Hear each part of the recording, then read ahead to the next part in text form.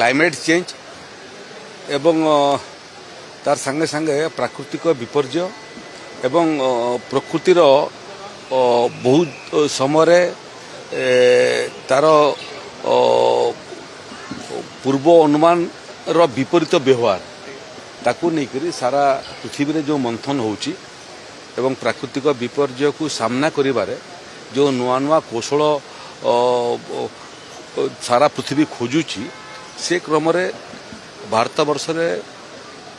एवं मुख्यतः ओडिशा रे डिजास्टर मैनेजमेंट प्राकृतिक विपर्यर सामना करिबार आमर जो कला कौशल से कला कौशल केवल देश रे नुहे सारा पृथ्वी रे आमे ख्याति एवं गौरव हासिल करूचु। विगत दिन रे सुपर साइक्लोन परे आमर प्राकृतिक विपर्य को सामना करिबार कला धीरे धीरे धीरे धीरे आहुरी मजबूत होउची एवं जीरो कैजुअलिटी रे केते बड़ प्राकृतिक विपर्य आसु ताकू सामना करिबारे आमर डिजास्टर मैनेजमेंट डिपार्टमेंट तार संगरे संगरे विपर्य समय जो जो विभाग रो भूमिका थाए से विभाग भितर ओडीआर एनडीआर फायर सर्विसेस एवं पुलिस विभाग जंगल विभाग तले जिलापाल ठारू आरंभ करी आंगनबाड़ी आशा दीदी पर्यंत health department energy department vast department water resource department ये मानकर जो काम से काम रो प्रशंसा सारा पृथ्वी करुच्ची से क्रम रे जो ब्रिक्स देश मानकर मझी मझीरे disaster risk reduction working group अच्छी तार मझी मझीरे मीटिंग हुए प्रथम थर पर भारत वर्ष एवं ओडिशा से क्रम रे ये कार्यक्रम होस्ट होगापी जाऊँगी जो ब्रिक्स देश समूहर एठी जो माने प्रतिनिधि एवं मूलतः विशेषज्ञ माने जो अछंती वैज्ञानिक माने अछंती से माने सब प्रतिनिधि भाव एठी उपस्थित रहिबे। ये क्रम रे Brazil Egypt Ethiopia Indonesia Iran Russia Saudi Arabia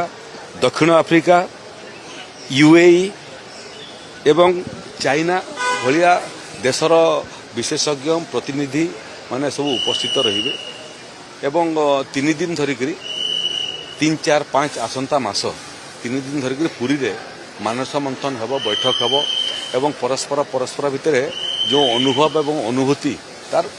आदान प्रदान मध्य हबो। तेणु ओडिशा पई गर्वर विषय जे सारा पृथ्वी आज ओडिशार प्राकृतिक विपर्य मुकाबिला क्षेत्र में जो काम एवं जो सफलता ताकू सम्मान करवाटा एवं प्रशंसा करवाटा आरंभ कर व्यापक प्रस्तुति आम आरंभ कर दीचु। आसंता काली मध्य ये कार्यक्रम को नहीं करी कौन कौन आम करेबू तार बाबद चूड़ांत खसड़ा प्रस्तुत हेब आम आशा करुचु जे जो 10टा देशर विशेषज्ञ आसवे वैज्ञानिक आसवे तांकर मध्य जदि स्वतंत्र किछि अनुभव थी जहाँ आम ग्रहण ग्रहण करूँ एवं सामग्रिक भाव में सारा पृथ्वी को प्राकृतिक विपर्य मुकाबला करिबार कला कौशल आम शिखिबू। सर आउ गोटे कथा बर्तमान ग्रीष्म प्रवाह रही आप देखुवे अनेक गुड़े अंशुघात चिन्हट हो अंशुघात जनित मृत्यु चिन्हट हो कौन कहे से विषय किसी विभाग पक्ष किसी डिरेक्शन विभाग पूर्व पक्षर आगु निर्देश दिखाई जे 11टा पर अति आवश्यक न पड़े कहीं बाहरतु ना 11टा ରୁ 3ଟା पर्यंत मध्य सबू कार्य क्षेत्र में काम बंद करने जो बाहर काम कर रोड सेक्टर में काम कर वास्ट डिपार्टमेंट काम होती काम करने बारण कराई माइंस रे भी जो मैंने काम कर वाटर स्प्रिंकलर लगेवा पंखा लगेवा एवं काम कला वातावरण तैयारी करने से निर्देश दिखाई जो मैंने यात्री परिवहन समय जाऊँगी सेठी ट्रांसपोर्ट डिपार्टमेंट को निर्देश दिखाई जे पानी पर्याप्त पानी रखिए एवं ओआरएस टैबलेट रखिए आवश्यक पड़े तार व्यवहार करेंगे एवं परिवहन क्षेत्र में जोटा एसी नुह बड़ बड़ गाड़ी चले ताकू ଅଫ୍ ଦି ରୋଡ୍ ହେବା ପାଇଁ 11ରୁ 3 ସେମାନେ ରାସ୍ତାରେ ଯିବେ ନାହିଁ ସେଭଳିଆ ନିର୍ଦ୍ଦେଶ ଦିଆହେଇଛି। ଲେବର ଡିପାର୍ଟମେଣ୍ଟକୁ ମଧ୍ୟ ଆମେ କାମରେ ଲଗେଇଛୁ ଶ୍ରମିକମାନଙ୍କର ସୁରକ୍ଷା କରିବା ପାଇଁ ଏବଂ ଯେଉଁମାନେ ବାହାରୁଛନ୍ତି ବାଧ୍ୟବାଧକତା କାରଣରୁ ସେମାନେ ମଧ୍ୟ ପୂର୍ବ ପ୍ରସ୍ତୁତି ସହିତ ପିଇବା ପାଣି ମୁଣ୍ଡରେ ଘୋଡ଼େଇ ହେବା ପାଇଁ ଲୁଗା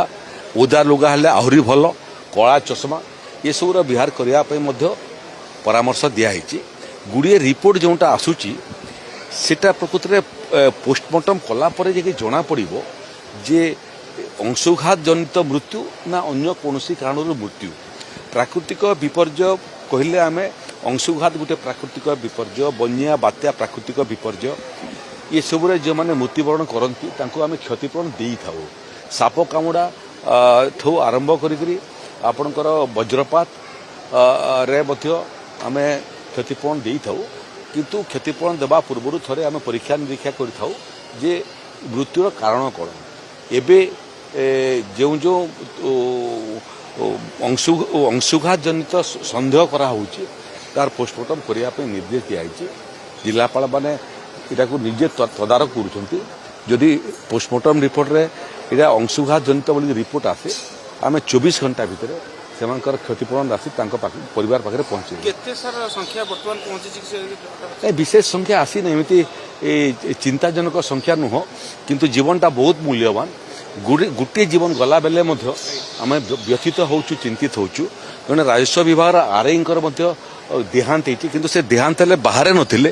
ଘର ଭିତରେ ଥିଲା ସମୟରେ ଏ ଘଟଣା ଘଟିଛି। ତେଣୁ ସେଟା ହୃଦଘାତରୁ ଏ ଘଟଣା ଘଟିଛି ନା ସେ ବାହାରିକିରି ଅଂଶୁଘାତ ଜନିତ ସମସ୍ୟା ଧରିକିରି ଘରକୁ ଫେରିଥିଲେ এটা ମଧ୍ୟ ଡାକ୍ତରୀ ଟିମ୍ ତାର ପରୀକ୍ଷା ନିରୀକ୍ଷା କରୁଛନ୍ତି। ଜୀବନ ବହୁତ ମୂଲ୍ୟବାନ। ଏବେ ବି ଆମେ କହୁଛୁ 2 ତାରିଖ ପର୍ଯ୍ୟନ୍ତ